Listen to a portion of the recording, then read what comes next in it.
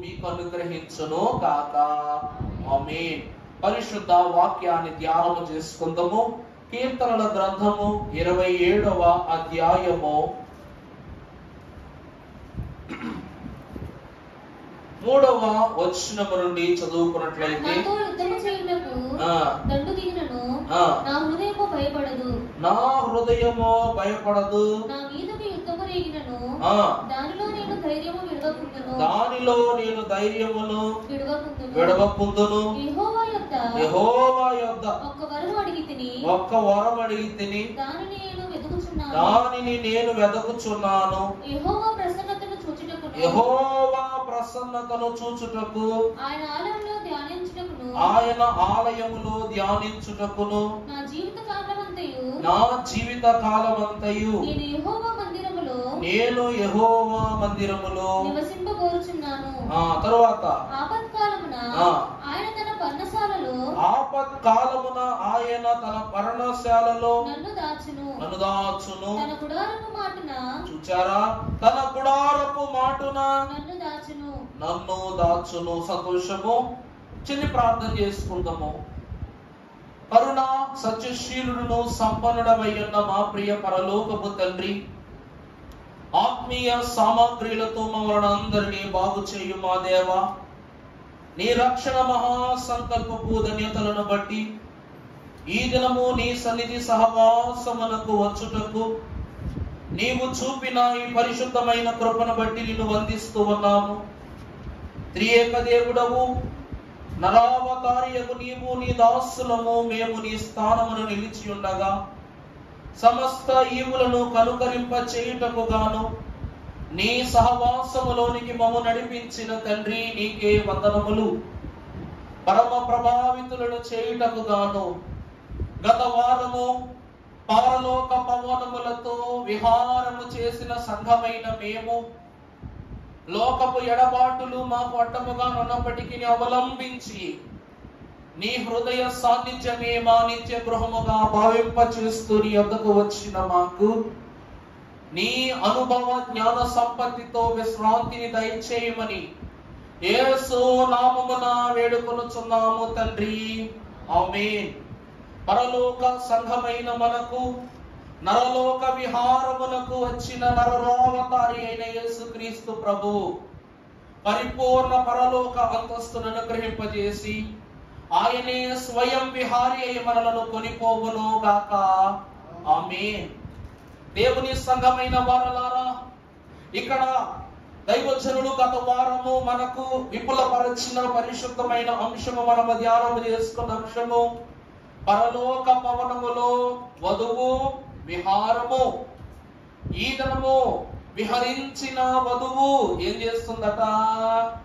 ఇంటికి తిరిగి వచ్చింది కనుక ప్రభు అంటూ ఉన్నారు, అలా అలసిపోయి వచ్చినటువంటి వధువునకు ఆ ఇల్లు ఎలాంటి ఇల్లు అయి ఉండాలి అనే మాటే ఈ దినము మన ధ్యానాంశం. అందుకే వరుని గృహములో వధువు పాదము. మరలా చెప్పండి, వరుని గృహములో వధువు పాదము. దైవజనుని యొక్క వాక్యమును బట్టి చదవబడిన అంశమును మనము ధ్యానము చేసుకుంటే మరలా చదవమ్మా మాట. నాతో యుద్ధము చేయుటకు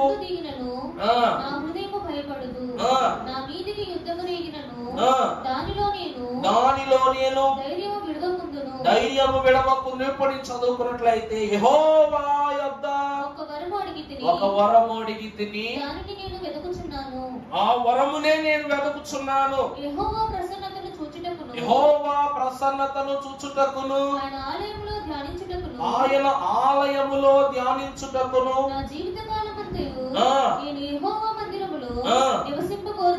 చాలండి. దేవుని యందు ప్రియపెట్టులారా, లోకమంతయు విహారము చేసిన వధువు, పరలోక సన్నిధి సహవాసముతో విహరించిన ఈ వధువు తను కోరుకునే ఒకే ఒకటి, పిల్లలైన వాళ్ళని మనం సరదాగా బయటికి తీసుకుని వెళతాం. లేకపోతే చిన్న బిడ్డలైన వారు మొట్టమొదటిసారి ఆటలాడుకుంటా వెళితే వాళ్లకు ఆట ఆడే క్రమములో ఇల్లు మర్చిపోతారు, వీధి మర్చిపోతారు, ప్లేస్ మర్చిపోతారు, మనుషులు మర్చిపోతారు, ప్రాంతాన్ని మర్చిపోతారు. దాని తర్వాత మొట్టమొదటిసారి ఇల్లు దాటి వెళ్ళి ఆడిన పిల్లడు ఏం చేస్తాడట? అమ్మో నా ఇల్లు ఎక్కడా, అమ్మో నా ఇల్లు ఎక్కడా, అమ్మో నా ఇల్లు ఎక్కడా అని ఏం చేస్తాడంట? గోలు పెట్టి ఏడుస్తూ ఉంటాడట. ఇలాంటి చాలా సిచ్యువేషన్లు మన జీవితంలో మనము చూచిన వారమే. మన పిల్లలు ఏం చేస్తాం? అందుకే తల్లిదండ్రులు ఇప్పుడు మరింత జాగ్రత్తలోనికి వెళ్ళిపోయారు కనుక బిడ్డలైనటువంటి వారు ఆడుకునేటప్పుడు, అరే నాన్న నువ్వు ఇక్కడ ఆడుకోవాలి, దాటి వేరే చోటుకి వెళ్ళకూడదు. ఎందుకంటే నువ్వు మళ్ళీ తప్పిపోయే వరకు మేమేం చేయాలి? నువ్వు తప్పిపోవడంతో మమ్మల్ని తిప్పలు పెడతావు, మేము అటు వెళ్ళను ఇటు వెళ్ళనట్టు నిన్ను గురించి మేము కంగారు పడాలి. ఇక్కడట వరుడైన దేవదేవుడు పరలోక పవనములను ఇచ్చి వధువు విహారమునకు ఆయన పంపివేసినప్పుడు ఆ వధువు అంతస్తును గమనించుకుంటున్న వరుడట నువ్వెక్కడికి వెళ్లాల్సినవి లేదు, ఇక్కడే వాడుకు అని చెప్పటం లేదట. ఆయన హెచ్చరించవలసిన అవసరం రాలేదట. అవసరము లేకుండా కానీ ఈ వధువు అట ఏం చేస్తుంది చెప్పండి? నేను యెహోవా ఎదుట ఒక వరము అడిగితిని. ఏమని అడుగుతుందామే? చదువమ్మా. యెహోవా ప్రసన్నతను చూచుటకు, ఆయన ఆలయములో ధ్యానించుటకు నివసించగోరుచున్నానట. యెహోవా ఎదుట ఆమె కోరుకున్న వరం ఏమిటంటే తన జీవిత కాలమంతయు యెహోవా మందిరములోనే ఆమె ఏం చేయాలనుకుంటుంది? నివాసము చేయాలనుకుంటుంది. అందుకే భూలోకము మన బరి, పరలోకము గురి అంటే దైవజనులు రాశారు. ఆటలాడుకున్నను నీ నామమున, పాటలు పాడుకున్నను, నాటకంబులు కట్టుకున్నను, నాట్యమాడుచు మురియుచున్నను, కూటములను జరుపుకున్నను, నీటుగా ఎవరికి కీర్తి? ఏ కీర్తి? ఈ పరలోక పవనములతో పలు ప్రాంతములో నేను ఆడుకున్నను, పాడుకున్నను, నాటకంబులనే కట్టుకున్నను, నీటుగా ఎవరికి కీర్తి కలగాలి? నీకు కీర్తి కలగాలి. ఎందుకనగా యెహోవా ఎదుట తానొక వరం అడిగిందట. ఏమిటంటే నేను ఈ లోకములో ఉన్నటువంటి ప్రతి స్థితిలోనూ నేను సంచరిస్తున్నప్పటికీ నా స్థితి యందును నా పరిస్థితి యందును నేను లోకమునకు అలవర్చబడని దానినై తిరిగి మరలా నీ సన్నిధిలోనికి అనగా నీ మందిరం అనే నివాసములోనికి నేనేం చేయాలి? తిరిగి వచ్చి చేరిపోవాలి అంటూ ఉంది. అంత అద్భుతము ఎందుకు ఈ గృహమునకు ఉంది? అంత ఆశీర్వాదము ఎందుకు ఈ గృహమునకు కలిగి ఉన్నది?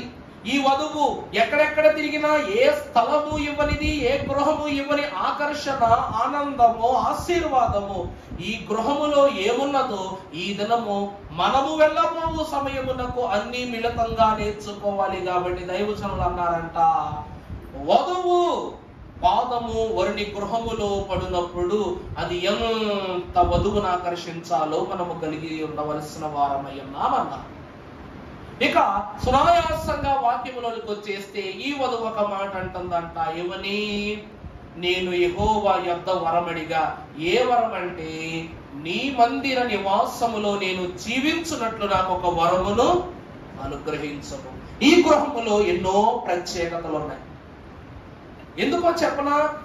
యేసు క్రీస్తు ప్రభువారు 33.5 సంవత్సరాలు ఈ భూమి మీద, ఈ భూగృహము మీద ఉన్నారు. ఎక్కడున్నారండి? భూగ్రహము కాదు, భూగృహము. ఎందుకంటే ఆకాశము నా సింహాసనము, భూమి ఆయన పాదము మోపు స్థలము ఈ భూలోకము. రానున్న దినములో యెహోవా ఎదుట వరమడిగిన నువ్వు ఆయన మందిర నివాసములో పాదము మోపుటకు సంసిద్ధము కాబోతున్నావు కనుక అనగా యేసుక్రీస్తు ప్రభువారు ఈ భూలోకమునకు ఏమై ఉన్నారు చెప్పండి? వరుడు అనగా ఈ లోకమునకి ఇది పుట్టిల్లండి. పరలోకమును ప్రభు వస్తున్నారంటే ఇది ఏ గృహం? అత్తారిలు లెక్క ప్రభువుకు.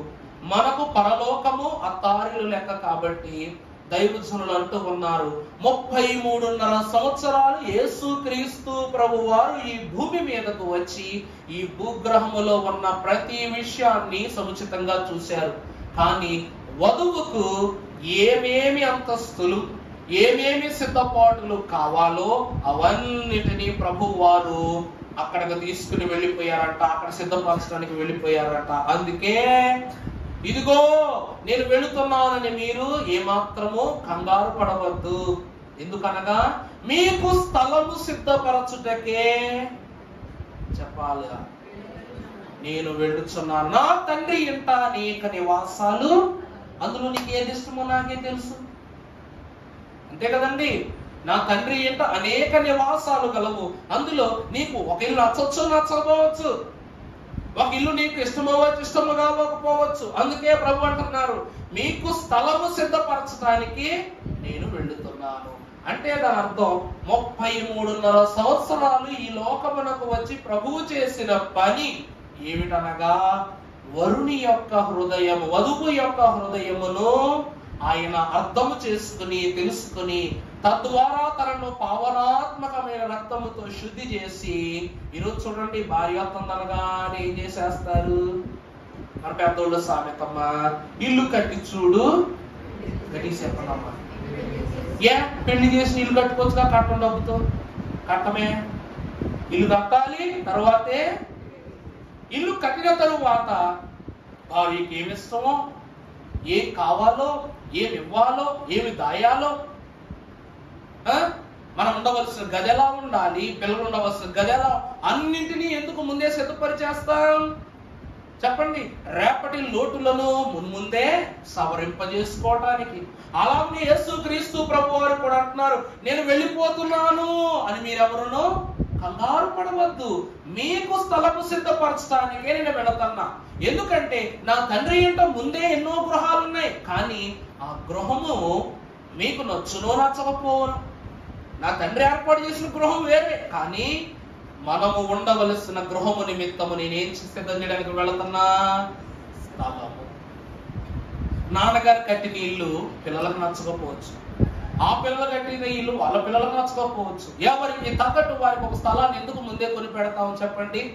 వారికి నచ్చినట్లు వారి నిర్మాణం చేసుకుంటారు. కాబట్టి ఈ రోజట వరుడైన యేసు క్రీస్తు ప్రభు వారు ఈ లోకమునకు వచ్చి పరిశీలన చేసిన గృహాలు కొన్ని ప్రాముఖ్యమైన గృహాలను పోలి ఉన్నవట. ఆ పోలిక చొప్పుని పరలోకములో మనకు గృహము సిద్ధపరుస్తారట తండ్రి. మొదటిగా మన వాక్యములో చూసినట్లయితే పరిశుద్ధ లేఖన భాగముల నుండి 36వ దావీదు కీర్తన 8వ వచనం చదువుకుందాం.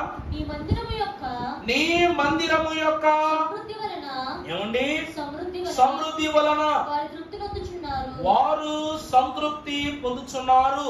నీ ఆనంద ప్రవాహములోనిది నీవు వారికి త్రాగించుచున్నావు.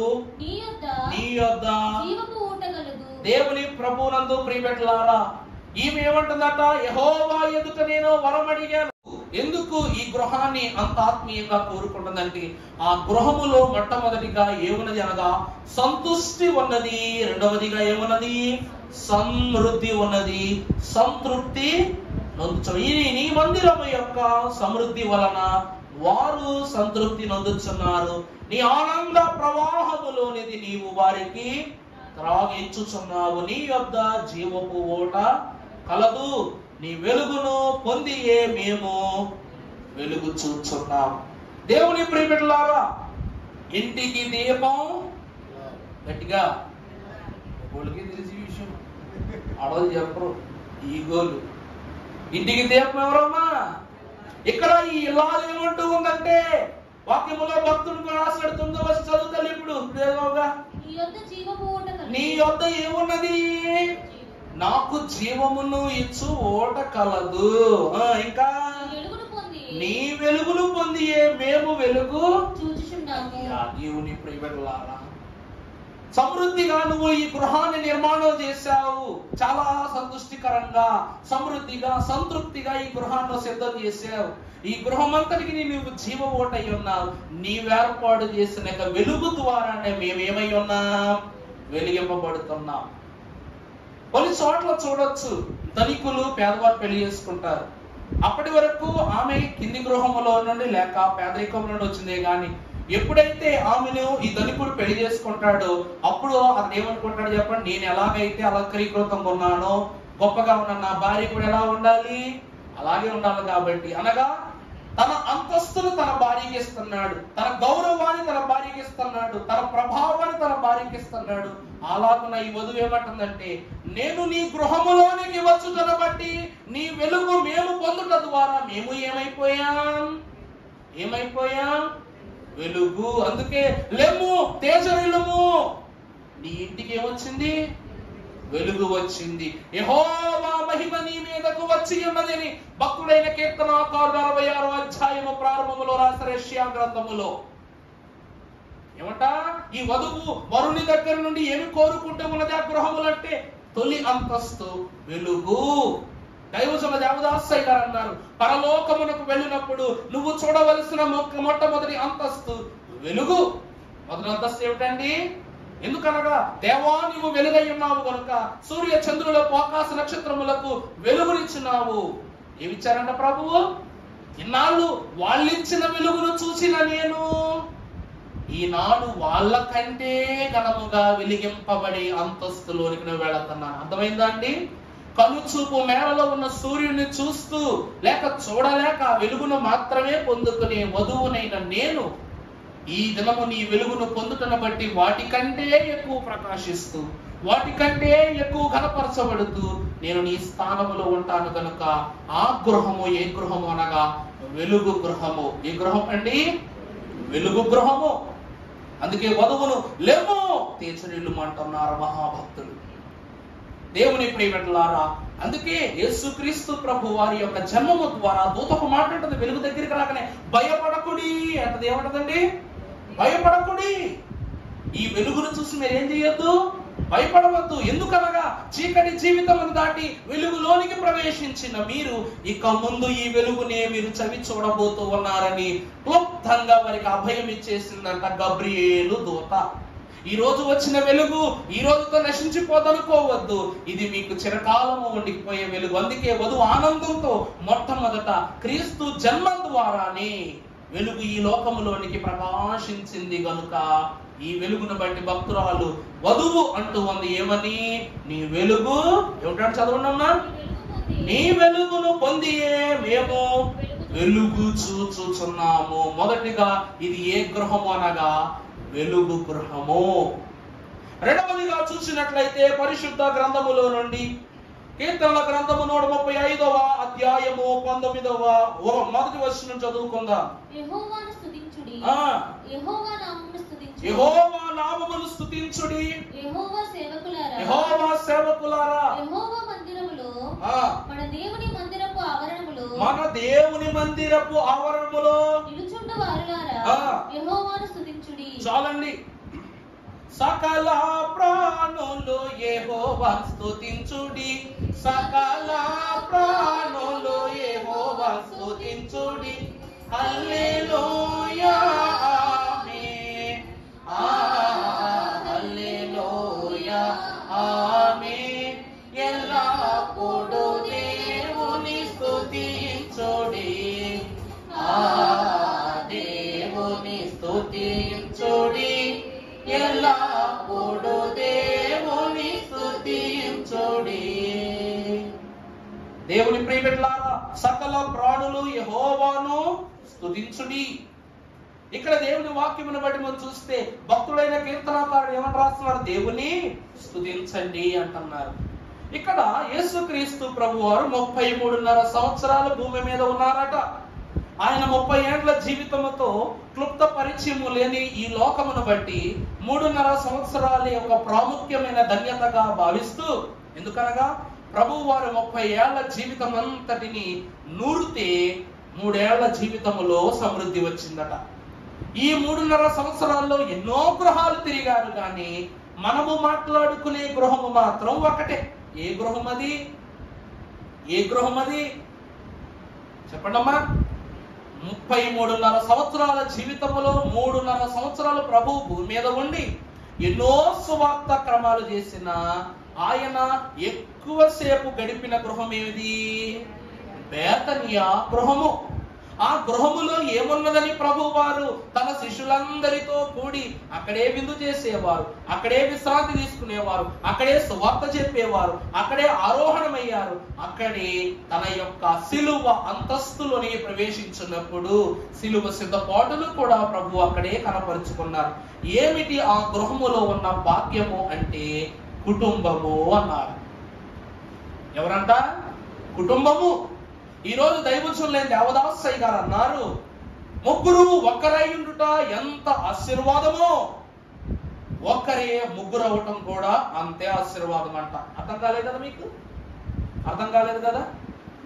ఒక ఆయన అంట ఒక పాస్టర్ గారి దగ్గరకు వచ్చి అడిగాడంట, ఏమండో పాస్టర్ గారు మీరు భలే భలే భలే భలే చెప్తున్నారండి, ముగ్గురు ఒక్కరు ఎలా అవుతారండి, ఒక్కరు ముగ్గురు ఎలా అవుతారండి అని చెప్పారు. అవుతారండి అని అన్నారంట. ఏది నాకు చెప్పండి చూస్తాను అన్నారంట. అప్పుడు మీరందరూ కూడా నేను చేసినట్టు చేయండి. ఇప్పుడే అందరు ఇలా పెట్టండి, 3 ఏళ్ళు పెట్టండి. మీలో త్రెత్వం ఉంటే పెట్టండి, లేకపోతే దాచుకోండి. చేతులు పైకెత్తన్నా పర్వాల. 3 ఏళ్ళు, ఈ 3 ఏళ్ళు, ఈ 3 ఏళ్ళు అమ్మో చూసుకోండి. ఇలా కాదు, సూపర్ అంటాం కాదు, ఇది ఈ 3 ఏళ్ళు. కనబడిందా? ఎలా కనబడుతుంది మీకు? ఇది 3 ఏళ్ళు కనబడుతున్నాయా? ఎలా చెప్పండి, ఎలా కనబడుతుంది? ఇప్పుడు ఇప్పుడు ఒకటి అనగా ఏకత్వము. ఈ ఏకత్వమే త్రిత్వము. అర్థమైందా అండి? ఆ పాస్టర్ గారంట ఆయన చెప్పారంట, మీ 3 ఏళ్ళు 2 కళ్ళతో చూస్తున్నప్పుడు 3గా కనబడ్డాయి. అదే దాన్ని మార్చి చూస్తే 2 కళ్ళతో చూసినది ఎలా కనబడుతుందంట? 1గానే కనబడుతుంది. దైవజనుడైన దేవదాసయ్య గారు అన్నారంట, అన్ని గృహాలలో ఉన్నవారు ఒక్కొక్కరు ఒక్కొక్క ఆలోచనతో బతుకుతున్నారంట. ఒక్కొక్కరు ఒక్కొక్క ఆలోచనతో బతుకుతున్నారంట. కానీ బేతనీయ గృహవాసులంట ముగ్గురు ఒకే ఆలోచనతో బతుకుతున్నారంట. ఉదాహరణ చెప్తా. ఈరోజు మానవత్వం అనగా శరీరము, ప్రాణము, ఆత్మ కదా. బేతనీయ గృహవాసులు 3 ఉన్నారు కాబట్టి అందులో శరీరం ఎవరో, ఆత్మ ఎవరో, ప్రాణం ఎవరో మీరు చెప్పండి. మరియా అనే ఘనురాలు ఉందా ఇంట్లో అక్కగా? అక్క ఆత్మ, శరీరమా లేకపోతే ప్రాణమా? ఎవరు అన్నారు ఇప్పుడే? ఆత్మ. సరే, దాని ఉదాహరణ ఎందుకో తర్వాత చెప్తాను. రెండవది లాజరు గారు ఉన్నారు, ఆయన ఏమిటి? ప్రాణము. మూడవదిగా మార్తా, శరీరం. కారణం ఏమిటంటే యేసు క్రీస్తు ప్రభు వారి యొద్దకు మార్త వచ్చి, ప్రభువా నేను చేయుచున్న పనిలో నాకు సహకారిగా నా సహోదరుని నాకు ఇవ్వు అని ప్రభువుని అడిగినప్పుడు ప్రభు అంటారు, మార్తా నువ్వు మరియ యొక్క పనిని ఆటంకపరుస్తున్నావు. శరీరం ఏం చేస్తుందంట? శరీరం ఆత్మకు, ఆత్మ శరీరమునకు విరోధముగా ఆరోపించుచదనగా మరియ ఉత్తమమైన దానిని ఏర్పరచుకున్నది, దానిని నువ్వు ఆటంకపరచమన్నావు కాబట్టి నువ్వేమై ఉన్నావు? శరీరమై ఉన్నావు. మరియ ఉత్తమమైనదని ఏర్పరచుకుంది కాబట్టి ఆమె ఆత్మై ఉన్నది. ఇక లాజరు అంటారా, ప్రభువే స్వయముగా తన ప్రాణమును దానము చేసి లాజరును బ్రతికించారు కనుక ఆయన ఏమై ఉన్నారంట? ప్రాణమై ఉన్నారు. మానవ త్రిత్వములో ముగ్గురు ఏకమై జీవించిన గృహమే బేతనీయ గృహము. ఈ గృహములో ఆత్మ పనిచేస్తుంది, ప్రాణం పనిచేస్తుంది, శరీరం పనిచేస్తుంది. కానీ మిగిలిన వారి గృహాలలో అందరూ శరీరం లాగానే పనిచేస్తారంట, అందరూ ప్రాణం లాగే పనిచేస్తారంట. నా ప్రాణమే నాకు మొక్కు అన్నట్టు. మిగిలిన వారు ఉంటే అందరూ దేవుని పనిలోనే ఉంటారట. కానీ ముగ్గురు ఏకమై ఉండే స్థలమే బేతనీయ గృహము అన్నారు తండ్రి గారు. అందువలనట ఈ గృహములో ఏమున్నది అనగా స్తుతి ఉన్నది. ఈ గృహములో ఏమున్నదంట? సంతృప్తి ఉన్నది. ఈ గృహములో స్వాస్థ్యం ఉన్నది. ఈ గృహములోని ఏర్పాటు ఉన్నది. కాబట్టి ప్రభువు క్రియలన్నీ అక్కడే జరిగించడం జరిగింది. అర్థమవుతుందా అండి? మహిమ దేహము ధరించుకున్న ప్రభు ఆరోహణము సమయంలో కూడా బేతనీయ గృహములకి వచ్చి అక్కడ నుండి ఒలీవ కొండ మీదకి వెళ్ళి ఆరోహణమై వెళ్ళిపోయారు. కారణం ఏమిటి అనగా ఆ గృహవాసుల అంతస్తు. ఈ రోజు నీ దేవుడు నీ గృహములోనికి రావటానికి గల కారణం ఏమిటంటే, శరీరముతో లోకక్రియను చేస్తున్న నువ్వు, ప్రాణమును దేవుని మీద నిలుపుకున్న నువ్వు. వాక్యంలో చూసి నా ప్రాణమా యెహోవాను సన్నుతించుము, దాని లోపల నా అంతరంగమునందున్న సమస్తమా ఆయననే సన్నుతించుము. శరీర క్రియను, ఆత్మక్రియను, ప్రాణముతో చేయుచున్న క్రియను మనము ఏకతత్వముతో దేవునిలోనికి సాగుతున్నాము. కాబట్టి నీ హృదయం ఏమైపోయింది? దేవుని గృహం అయిపోయింది. అందుకే నీ దేహము దేవుని ఆలయమై ఉన్నది అని ప్రభు యొక్క మాట సంఘమైన మన హృదయములోనే నెరవేర్చబడి ఉన్నట్లు మన దైవజనులు తెలియజేశారు. అలాంటి ఈ గృహములోనికి ప్రభు రావటానికి ఎంత ఆకర్షింపబడ్డారో అలాగునని నువ్వు కూడా దేవుని యొక్క తత్వము ఆ గృహములో చూచావు. ఎలాంటి తత్వం అట? చదవండి 136వ కీర్తన మొదటి నుండి.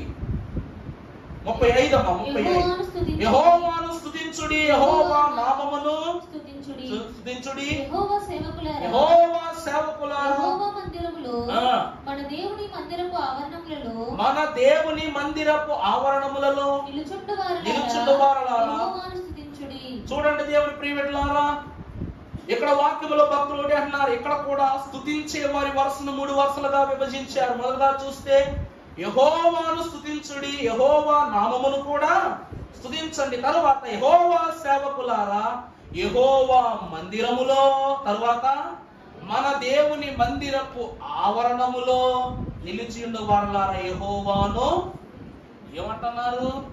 మొదటిగా యెహోవాను స్తుతించాలి, అదే యెహోవా నామాన్ని స్తుతించాలి. రెండవదిగా యెహోవా మందిరములో స్తుతించాలి.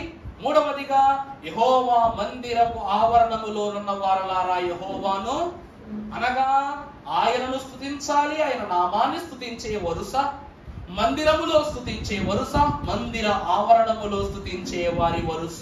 దేవుని ప్రియమిత్రులారా, బేతనీయ గృహవాసులట మార్తకు దేవుడంటే ఎంతో ప్రేమ, మరియకు అంతే ప్రేమ, లాజరుకు అంతే ప్రేమ. కానీ చేసే భక్తిలో ఎలా ఉందంట? భక్తురాలైనటువంటి మరియా ఉత్తమమైనది ఎంచుకుని అతి పరిశుద్ధ స్థలమునకు ఆత్మ సంఘముగా ఆమె సిద్ధపడింది. ఆ తరువాత లాజరు మహాభక్తుడు ప్రాణము చేత, అనగా దేవుని మీదే తన ప్రాణమును ఉంచి మందిరములో స్తుతి చేశాడు ప్రాణముగా. ఆఖరిగా మార్త ఏం చేస్తుందట? ఆవరణములో నిలబడి, శరీర ఆశ ఆలోచన ఆమెకు ఉంది కాబట్టి ఆమె ఆవరణములో నిలబడి ఆమె కూడా ఏం చేస్తుందంట? స్తుతి చేస్తుందంట. ఒకే కుటుంబములో ఆత్మ వరుస, శారీరక వరుస ఉంది, ప్రాణా స్థితి కలిగిన వరుస కూడా ఉంది. అందుకే అంటున్నారు, ఈ అంతస్తే వధువులో కలిగి ఉన్న ప్రభు శుద్ధి చేయటను బట్టి ఆ శుద్ధి చేసిన ప్రభు యొక్క స్తుతి గృహములోనికి నేను వెళ్ళాలి. ఎక్కడికి వెళ్ళిపోవాలి? స్తుతి గృహం. నేనే ఇందాక ఏం చెప్పా? ప్రభువుది వెలుగు గృహం. దైవజనులను ప్రభువుని అడిగారు దైవజనులు, ప్రభు సాతానుడు వేధిస్తున్నాడు, ఆయన సంఘము చీల్చేస్తానంటున్నాడు, బలహీనపరుస్తాడు అంటున్నాడు అనగానే ప్రభు అన్నారంట, అవునా అలా అన్నాడా? వాడికి పని ఏముంది అన్నారంట. ప్రభు ఏమన్నారంటండి? వాడికి పని ఏముంది? వాడు చేసేదే నీతో చెప్పాడు, మరి నువ్వు చేసేది కూడా నువ్వు వాడికి చెప్పాలిగా, చెప్పన్నారంట. అప్పుడు దైవజనులు అన్నారు, సాతానా, మేము ఎత్తబడుట నువ్వు చూస్తావు గాని ఏమీ చేయలేవు. మేము నా ప్రభు యొక్క వెలుగులో ఉంటాము, నువ్వు చీకట్లో ఉంటావు. సాతాను పతనానికి కూడా 7 మెట్లు తీసి పెట్టారు దైవజనులు. ఎక్కడ నుండి ఎక్కడికి పడాలో దేవుడు ఆశీర్వదిస్తే శుభవార దినాల వర్తమానాన్ని మాట్లాడుకుందాం ఆ మాటని. నీ పతనానికి 7 మెట్లు ఇచ్చాడు. పేతురు పడిపోవడానికి 7 మెట్లు, నిలబడడానికి 7 మెట్లు చెప్పుకున్నాం. కానీ సాతానుడు పడ్డానికి 7 మెట్లు ఉన్నాయిగా, నిలబడడానికి 7 మెట్లు లేవట. ఎందుకంటే వాడి దౌర్భాగ్యపు స్థితి వాడిని కిందకి నెట్టేసింది అన్నారు. దేవుని ప్రియమిత్రులారా, ఇక్కడ స్తుతి చేస్తే ఆపుతున్నప్పుడే మనం ఇంకా స్తుతి చేసి పరలోకం వెళ్ళిపోతున్నామే. ఇక పరలోకములోనికి వెళితే ఎలా ఉండదు తెలుసా? సైన్యములకు అధిపతి యెహోవా పరిశుద్ధుడు పరిశుద్ధుడు పరిశుద్ధుడు, సర్వలోకము ఆయన మహిమతో. ఆ స్తుతి చేస్తున్నప్పుడు మనల్ని ఆపటానికి సాతాను అక్కడికి రాగలడా?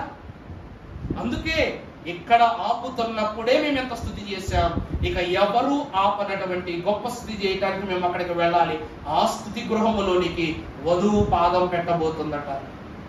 మొదటిగా వెలుగు, చీకటి లోకములో ఉన్న మనమే వెలుగును చూస్తున్నాం. అందుకే భయపడకుడి అన్నట్టు దోత. మనం చీకట్లో బతుకుతున్నాం కాబట్టి ఏం చేస్తుందంట? ఈ చీకటిని బట్టి వచ్చిన వెలుగును చూసి భయపడవద్దు, ప్రజలందరికీ కలుగబోవు మహా సంతోషకరమైన శుభవర్తమానం. ఇదే వర్తమానం, శుభవర్తమానం అంట. దేవుని ప్రియమిత్రులారా, ఆ వెలుగు, ఈ శుభవర్తమానము కేవలము క్రీస్తు జన్మను గురించి మాత్రమే కాదట. ఈ వధువు చీకట్లో ఉండే ఎంత వెలుగును అనుభవిస్తుంది. ఇక చీకటే రాని స్థలములోనికి అది వెళ్ళినప్పుడు, ఇక చీకటే పుట్టని స్థలములోనికి వెళ్ళినప్పుడు ఇంకెంత గొప్పగా ఆ గృహాంతస్తును చూడగలదు. ఏమంటే మన ఇల్లు పగల బాగుంటుందా, రాత్రి బాగుంటుందా? ఏమన్నా చెప్పండి. రాత్రి బాగుంటుందా? చెప్పండి అమ్మా, పర్వాలేదు చెప్పండి. మీ ఇంటి నిండా రకరకాల లైట్లు వేసుకుని ఉంటారు, కలర్ లైట్లు. అందుకే అంటున్నారు అలాగా. చెప్పండి, పగలు బాగా కనపడతా, రాత్రి బాగా కనపడతా? పగలే కనపడద్ది. రాత్రిలో ఎవరికి కనపడుతుంది తెలుసా? దొంగోడికి కనపడద్దు బాగా. వాడు ఎలా చూస్తాడు అనమాట. వీడు ఇనపెట్టి ఎక్కడెట్టాడు, వీడు బీరువా తాళాలు ఎక్కడెట్టాడు, వీడు మంచం కింద పెట్టాడా, సొరుగులో పెట్టాడా, పెట్టాడు. దొంగోళ్ళే కనబడతాయి. అందువల్ల మన గృహం కనుచూపు మేరకు ఎప్పుడు రమ్యంగా కనబడుద్దట, పగటి వేళే కనబడద్దట. అనగా సూర్యుని యొక్క కాంతి మన గృహము మీద పడగానే దాని విలువ ప్రకాశించినట్లు పరలోకపు కాంతి పడినటువంటి వధువు యొక్క అంతస్తును బట్టి గృహము కూడా అలాగే ప్రకాశిస్తున్నట. ఆ ప్రకాశములకు వెళతామంట. మూడవదిగా చూసినట్లయితే పరిశుద్ధ గ్రంథములో 55వ దావీదు కీర్తన 14వ వచనం చదువుకుందాం. మనము కూడి మధురమైన గోష్ఠి చేసి ఉన్నవారము ఉత్సవమునకు వెళ్ళు సమూహముతో దేవుని మందిరమునకు పోయి ఉన్నవారము వారికి మరణము అకస్మాత్తుగా వచ్చును గాక సజీవులు గాని వారు పాతాళమునకు దిగిపోవుదురు గాక చెడుతనము వారి నివాసములలోను వారి అంతరంగమునందు ఉన్నది. దేవుని ప్రియబిడ్డలారా, మనము కూడి మధురమైన గోష్ఠి చేత ఉన్నవారము ఉత్సవమునకు వెళ్ళు సమూహముతో దేవుని మందిరమునకు పోయి ఉన్నవారము వారికి మరణం అకస్మాత్తుగా వచ్చును గాక. ఎవరా వారు? అక్కడ వాక్యమును బట్టి భక్తుని యొక్క అంతస్తు ఏమంటుందంటే, ఈ రోజు నడుస్తూ నడుస్తూ నడుస్తూ నడుస్తూ నడుస్తూ దబేల్ మనం పడిపోయే మనకు లోయలో. అడిగి తెలుసా పడిపోతారన్న విషయం? సాతాను కన్నా తెలుసా? పోని దేవునితో సమానం అనే తలంపు నేను పుట్టించుకున్నట్లయితే దేవుడు నన్ను పలానా చోటుకు నెట్టి వేస్తాడని సాతాను తెలుసా? తెలీదా? అమ్మ చెప్పండి, రేపు ఏం జరుగుతాం మీకు తెలుసా? పోని అందుకే మత్తయి సువార్త 6వ అధ్యాయంలో చూసినట్లయితే ఒకసారి చూద్దాం ఒక మాట. మన శుక్రవారం చెప్పే వర్తమానం గుర్తుందో లేదో అసలు.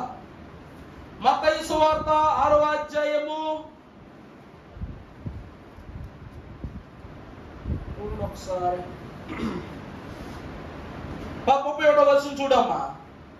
కాబట్టి ఏమి తిందుమో ఏమి త్రాగుదుమో అని చింతింపకుడి. అన్యజనులు వీటన్నిటి విషయమై విచారింతురు.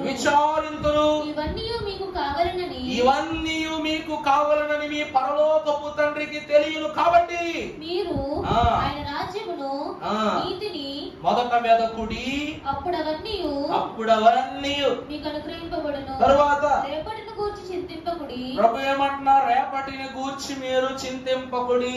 రేపటి దినము దాని సంగతులను గూర్చి చింతించును. ఏనాటి కీడు ఆనాటికే చాలును. దేవుని ప్రియబిడ్డలారా, విరివి కాదిక నెప్పటికినా పరమదేవుని మందిరమేనా ఇల్లు. విరివి అనగా వేరు చేయబడుట. ఇక వేరు కాను నేను నా దేవుని ఇంటికి, దూరము కాను ఇక నా దేవుని మందిరమునకు అన్నదే వధువు యొక్క సంకల్పము. ఈ రోజట మన బిడలైన వారు ఎక్కడికైనా ఆడుకుంటాకు వెళ్ళినా తిరిగి తిరిగి తిరిగి మన గృహానికే వస్తారన్నది నమ్మకము.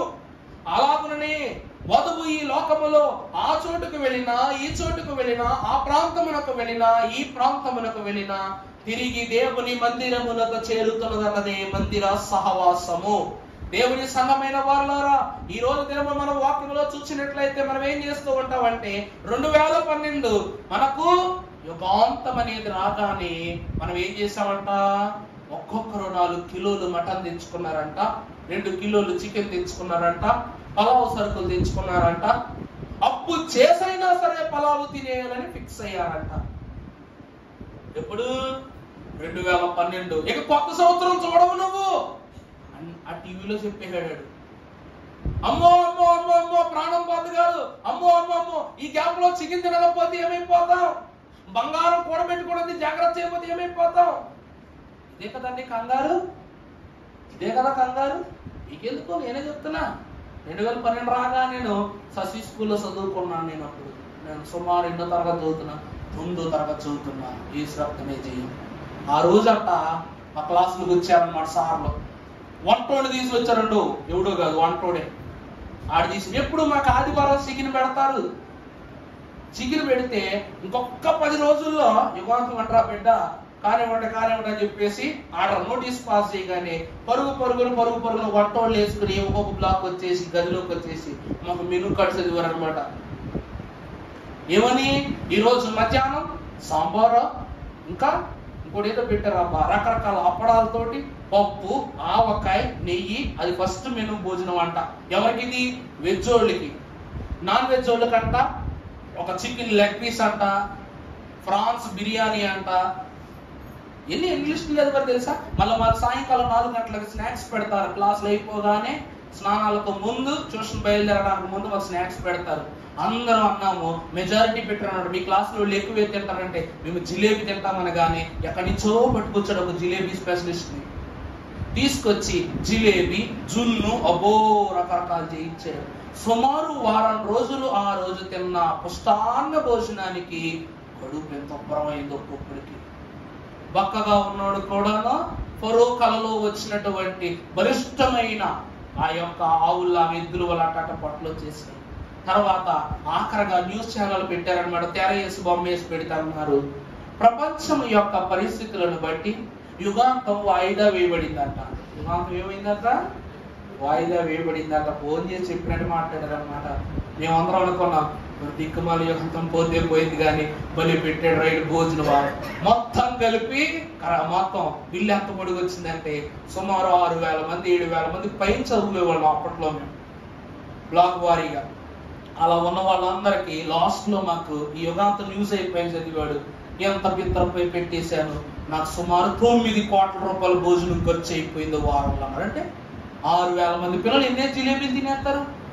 వాడు పెడతాం మేము తింటాం, వాడు చికెన్ వేస్తాం మేము తింటాం, వాడు వేస్తాం తింటాం. ఇంకో పొలో మంది తినేస్తాం, మా పని వేస్తాం వాడి పని అయిపోయింది. 9 కోట్ల రూపాయలు వాడికి టోపీ పెట్టాడని వాడి దేవుడు. కారణం చెప్తున్నా ఎందుకు అనగా, దేవుని ప్రియబిడ్డలారా, ఈనాటి కీడు ఈనాటికే చాలు. ఈనాటి కీడు ఒకవేళ నీకు కీడే కలగకూడదని నువ్వు భావించినట్లయితే నువ్వేం చేయాలట? ఏం చేయాలి చెప్పండి? దైవజనులు పాటలో రాస్తున్నారు ఏమని? మంచము దిగగానే మొదట మోకాళ్ళలోని మన తండ్రిని తలచుకొనుట, మంచి పనులన్నిటిని మించిన పనియోను కొంచెమైనను బతికించుట సరికాదు. దేవాదేవునితో కలిసి ఓ ప్రియులారా దేవారాధును కొలువండి.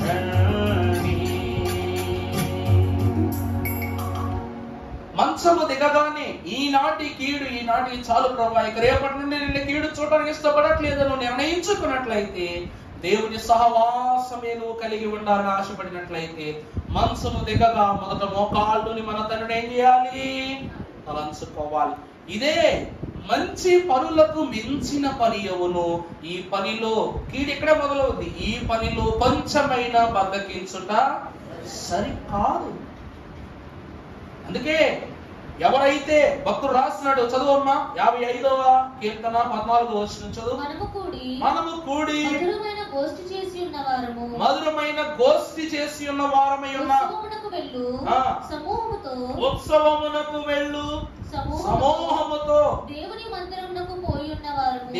మందిరమునకు పోయి ఉన్న వారము వారికి మరణము అకస్మాత్తుగా వచ్చును కాక. చాలండి. మిగిలిన వారికి ఏమొస్తుందంట? మరణం అనేటువంటిది ఎలా వస్తుంది? అకస్మాత్తుగా వస్తుంది.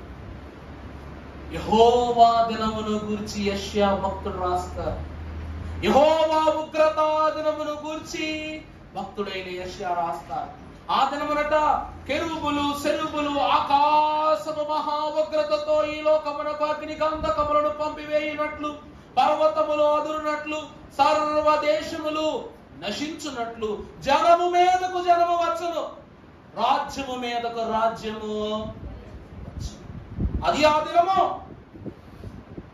ఆ దినము అకస్మాత్తుగా సంభవిస్తుంది కాబట్టి ఏమైపోతారంట, నడుస్తూనే లోకం ఏమైపోతుంది చెప్పండి, ఉన్న బలంగానే అకస్మాత్తుగా నశించిపోతుంది. 2012 ఒక సినిమా తీశారనమాట. తర్వాత ఇంగ్లీష్ వారు, బాలీవుడ్ వారు ఆ గతంలో చెప్పాను మీకు, ఒకే ఒక కుటుంబం ఒక ప్రైవేట్ జెట్ వేసుకుని వెళ్ళిపోతుంది అనమాట ఆ దేశం, న్యూయార్క్ టౌన్ వదిలేసి అమెరికాలో. అప్పుడు భూకంపం వచ్చేసి ఏదో మనం ఇటకల నీటిలో వదులుతున్నట్టు ఆ భూమి యొక్క ఐలాండ్ అంతా ఎక్కడికి వెళ్ళిపోద్దంట, సముద్రంలోకి వెళ్ళిపోద్ది. ఐలాండ్ అని ఎందుకు అంటారంటే అమెరికా దేశము ఒక దీవి. అమెరికా దేశం ఏంటండి, ఒక దీవి.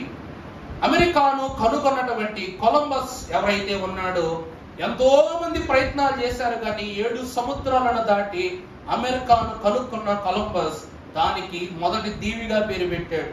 దాని తర్వాత వారి జ్ఞానం ఎలాంటిదంటే వారికి ఏమి ఉండవు, అక్కడ అమెరికాలో ఏమి ఉండవు. అన్ని దేశాల వాళ్ళ దగ్గర నుండి వాళ్ళు మెల్లమెల్లగా ఉత్పత్తిని మొదలు పెట్టుకున్నారు. అలా అలా అలా ఈరోజు అమెరికా ఎక్కడో ఉంది, ఉత్పత్తి చేస్తున్న దేశాలు ఎక్కడో ఉన్నాయి అన్నమాట. అందులో అమెరికా దీవి కాబట్టి ఆ సినిమాలు ఎలా చూపిస్తారంటే ఆ దీవి ఎలా మునిగిపోతుందో చూపిస్తారు. దేవుని సహవాసం యొద్దకు చేరిన వారులారా మానవుడు కూడా అంతే.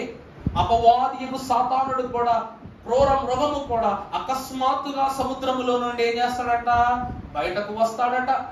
వాడు వచ్చు సమయము, వాడు మనను నశింప చేయుటకు వారి క్రూరాంతస్తు చూపించే సమయం మనం ఎరుగము. అన్ని ఎలా జరిగిపోతాయి, క్షణమాత్రములను జరిగిపోతాయి.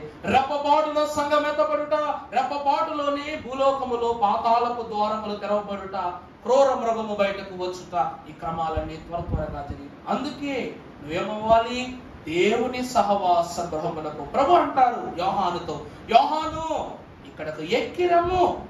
ఎక్కడికి రా నువ్వు, ఇక్కడికి ఎక్కిరా.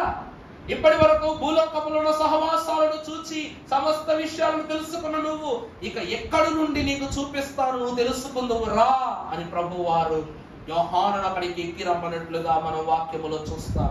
మనము వరుడై ఉన్న ప్రభువు వధువు సంఘమునకు ఇస్తున్న 4వ అంతస్తు ఏమిటంటే సహవాసము. ఇక 5వది ఆఖరిగా చూద్దాం. పరిశుద్ధ గ్రంథములో 46వ అధ్యాయము 13వ వచనం చదువుకుందాం. 66వ అధ్యాయము 13వ వచనం. అమ్మా, దహన బలులను తీసుకొని నేను నీ మందిరములోనికి వచ్చేదను. నాకు శ్రమ కలిగినప్పుడు నా పెదవులు పలికిన మ్రొక్కుబడులను, నా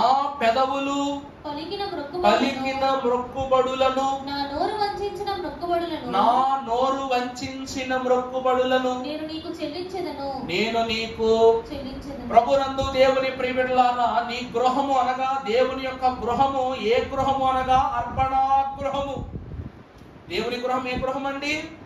దైవజనులైన దేవదాసయ్య గారు అన్నారు, తన ప్రియ కుమారుని అర్పించిన గృహము పరలోకమునందు తండ్రిదైతే భూలోకమునందు అబ్రహామునిది మాత్రమే అన్నారు. అర్థమైందండి నా మాట? అర్పణ గృహము అనగా నువ్వు పట్టికే అల్లే అర్పణలు అక్కడ తీసుకునే గృహము కాదు. తానే స్వయం కృతముగా అర్పణను ఇచ్చే గృహాన్ని అర్పణ గృహం అంటారు, సమర్పణ గృహం అంటారు.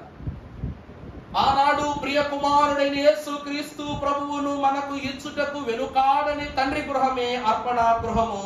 ఆ తరువాత తండ్రి మాటను త్రోసివేయక తన ప్రియ కుమారుడైన యిస్సాకు నిమిత్తము బలి అర్పణ ఏర్పరచిన అబ్రహామునకే ఆ అంతస్తు లభ్యమైనందుకే జన్మమును బట్టి మనం అబ్రహాము సంతానమై ఉన్నాము.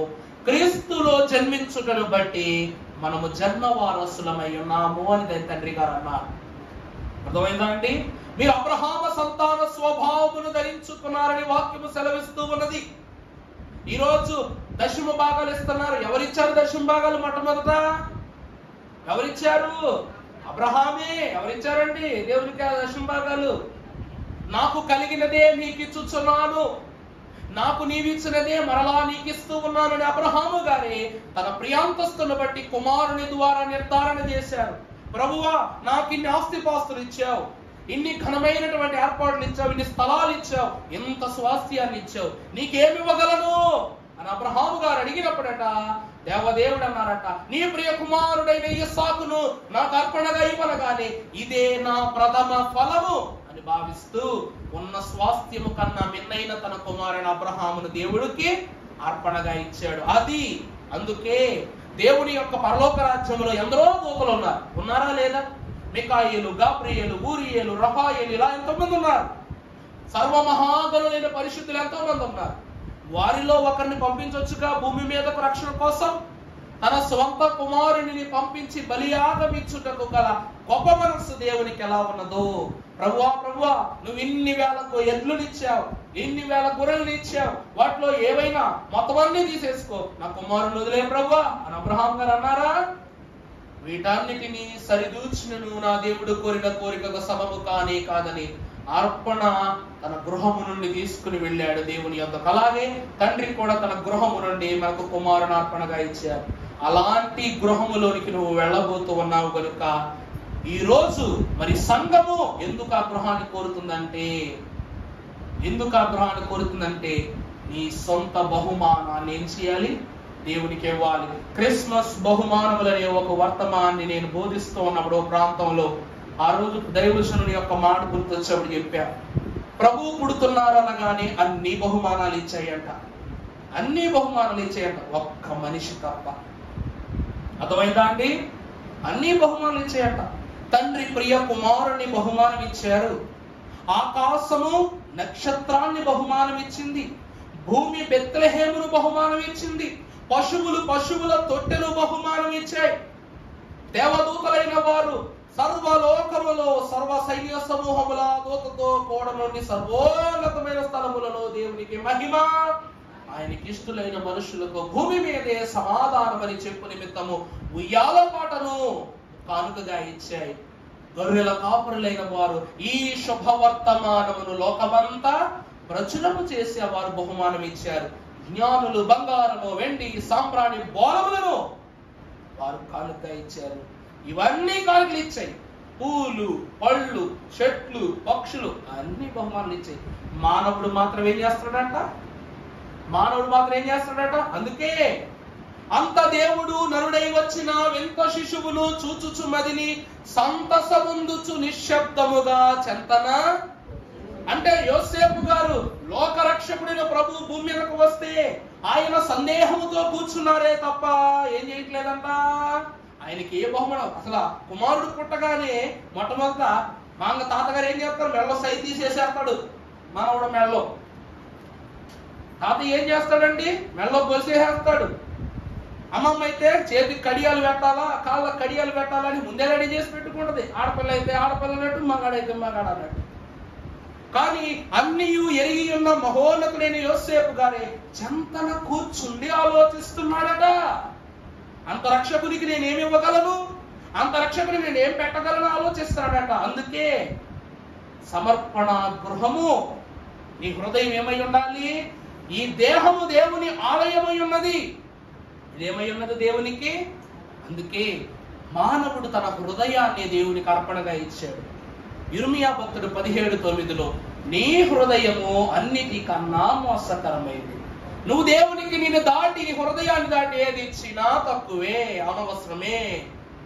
దాన్ని బాగు చేయగల వానికి నువ్వు ఇవ్వాలి, దానిలో నివసించు వానికి నువ్వు ఇవ్వాలి, దానిని దారిలో పెట్టు వానికి నువ్వు ఇవ్వాలని యిర్మీయా భక్తుడు తెలియజేస్తాడు ఈ మాటలు.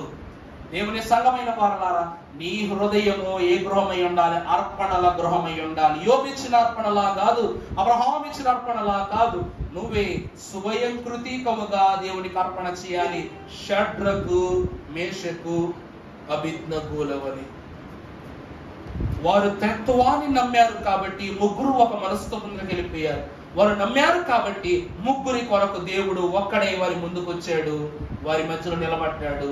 రుసుమంతైనను అగ్ని గంధకము వారి ఛాయకు రాకుండా కాపాడుకున్నాడు. వారు దేవుని సహవాసాన్ని అగ్నిలోనూ కోరుకున్నారు, ఆరు బయట కోరుకున్నారు. అందుకే నీ గృహం ఏ గృహం అవ్వాలి? అర్పణ గృహం. ఆఖరిగా చూసినట్లయితే పరిశుద్ధ గ్రంథములో నుండి 118వ దావీదు కీర్తన 26వ వచనం చదువుకుందాం. యెహోవా పేరిట వచ్చువాడు ఆశీర్వాదము పొందును గాక. యెహోవా మందిరములో నుండి మిమ్మును దేవించుచున్నాడు. యెహోవాయే దేవుడు, ఆయన మనకు వెలుగును అనుగ్రహించి ఉన్నాడు. ఉత్సవ బలి పశువులు త్రాళ్లతో బలిపీఠపు కొమ్ములకును పట్టుడి. చాలండి. దేవుని యందు ప్రియమిత్రులారా, వాక్యం అంటూ ఉంది, యెహోవా పేరిట వచ్చువాడు ఆశీర్వాదము పొందును. ఈరోజు క్రీస్తు నామము లేనిదే మన క్రియ ఏదైనా వ్యర్థమే. అయ్యగారు రాశారు లేదా? క్రీస్తు నామము లేని క్రియలన్నీ వ్యర్థమే, వాస్తవమే ప్రభువునకు మనము జన్మ వారసులము అవుదము. యెహోవా పేరిట వచ్చువాడు ఆశీర్వదింపబడును గాక. పేతురు మహాభక్తుడు అన్నాడంట, ఒకానొక దినమున పరలోక సంఖ్య పథకమును ఆయన విచారణ చేస్తూ ఉన్నప్పుడు ఒకడు వచ్చి నిలబడి, నన్ను ప్రభు పరలోకములోనికి రావడానికి అనుమతినిచ్చారు, నేను లోపలికి వెళతాను, తాళం తీయండి అన్నారంట. పేతురు గారు అన్నారంట, లోపల ఉన్న వారి యొద్ద కలిగినది నీ యొద్ద లేదు అన్నారంట. లేదు, నేను ప్రభువులో ఉన్నప్పుడు ఎన్ని సువార్తలు చేశా, ఎన్ని కార్యక్రమాలు చేశా, ఎన్ని అద్భుతాలు చేశా, ఎన్ని గొప్ప గొప్ప క్రియలు దేవుళ్ళు చేశా అన్నారంట. నన్నెందుకు ప్రభు రానిచ్చారు, లేకపోతే ఇక్కడ దాకా ఎందుకు వస్తాను, తీని గేటు, నేను వెళతాను అని అన్నారంట. అప్పుడట సరే నీ ఇష్టం అని చెప్పి డోర్ తీశారంట. డోర్ దిగాని ఆ వెలుగు తగలగాని ఎగిరి ఎక్కడి నుంచి వచ్చాడో అక్కడికి వెళ్ళిపడ్డాడంట. అప్పుడు అంటున్నాడంట, ఎందుకు ప్రభువును లోపలికి రానివ్వట్లేదంటే, నువ్వు ప్రభువును బట్టి ప్రభువుకి అది చేశాను, ఇది చేశాను, అది ఇచ్చాను, ఇది ఇచ్చానన్నావు గాని ప్రభు పేరిట నువ్వు దేనిని అందించలేదు.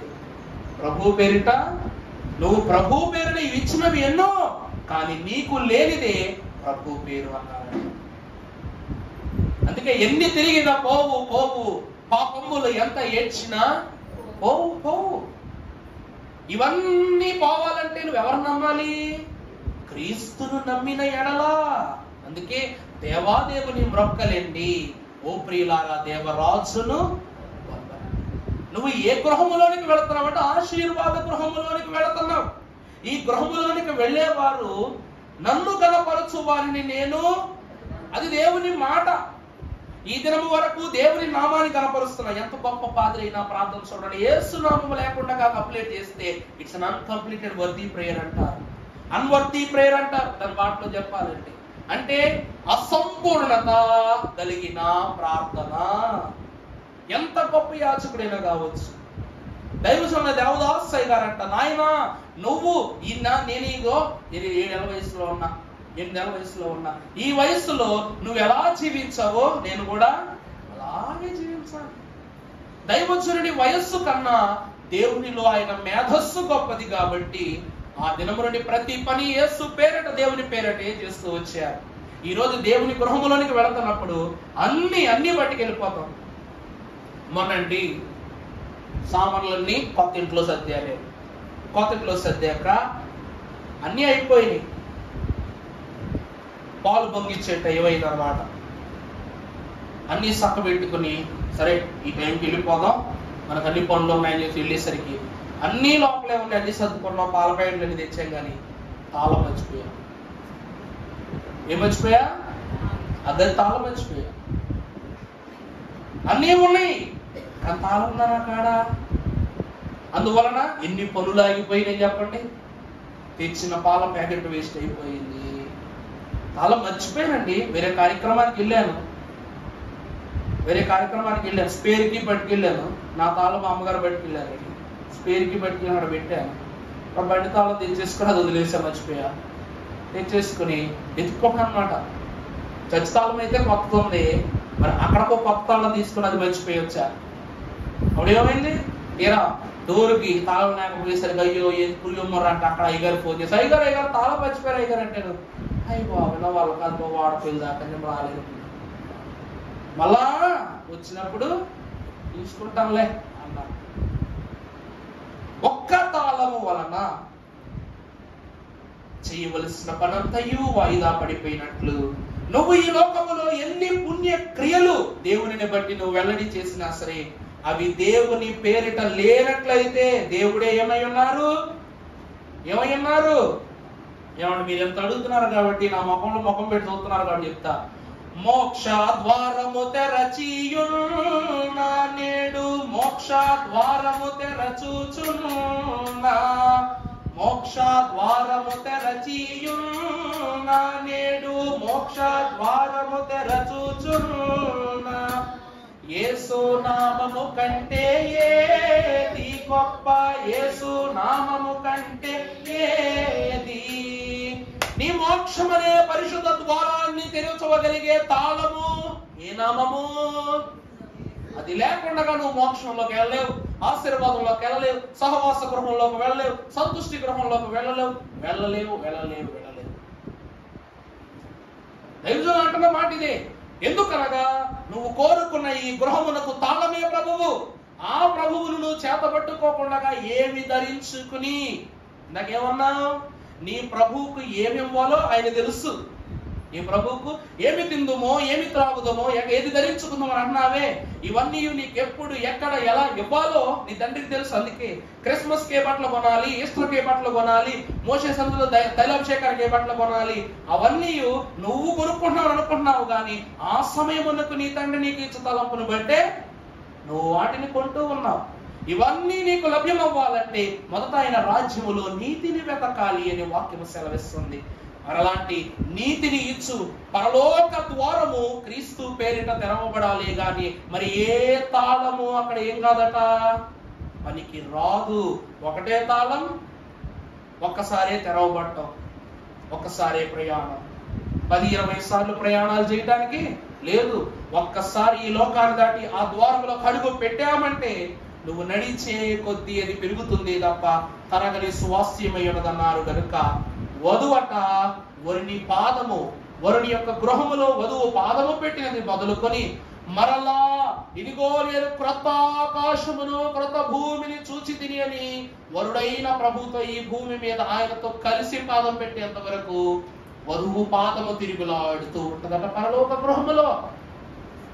మీకు ఒక చిన్న గమ్మత్ చెప్తా, బయటకు చెప్పుకోవద్దులే. ఒక సీన్ ఉంటుంది అన్నమాట, ఒక వీడియో సీన్. అందులో అన్నం పెట్టడానికి తీసుకెళ్తాడు ఒక ఆయన.